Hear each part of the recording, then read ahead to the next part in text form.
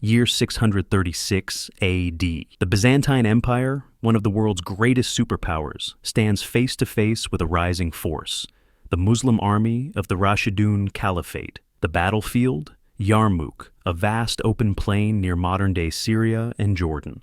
This war would decide the fate of the region for centuries to come. But how did we get here? The Byzantine Empire ruled over the Levant, Egypt, and Anatolia. Meanwhile, the Rashidun Caliphate, led by Caliph Umar ibn Khattab, was rapidly expanding. The Muslims had already defeated Persian forces and taken key cities from the Byzantines.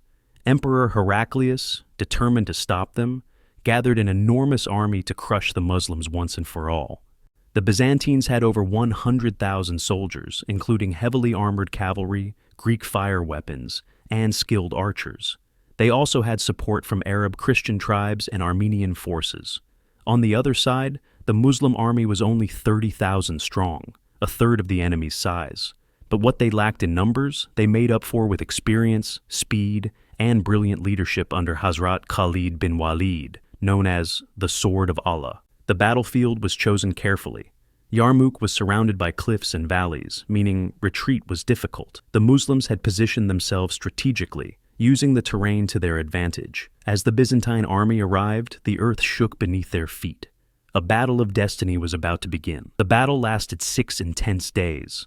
On the first day, the Byzantines launched a massive attack. Thousands of armored cavalry charged, arrows rained from the sky, and swords clashed. But the Muslim warriors, holding strong defensive lines, repelled every assault. Hazrat Khalid bin Waleed, using his genius strategy, organized small counterattacks, striking weak spots in the Byzantine formations.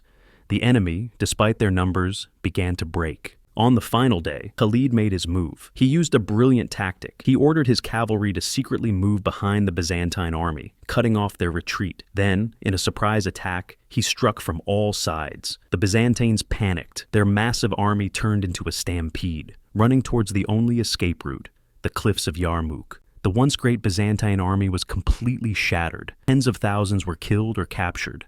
The survivors, including their commander, barely escaped. The victory at Yarmouk changed history. The Muslims now controlled Syria, opening the door to Egypt and beyond. The Byzantine Empire, once unstoppable, was now in decline. Many Western historians see the Battle of Yarmouk as one of the greatest military victories in history. British historian Sir John Bagot Glueb called it a masterpiece of strategy.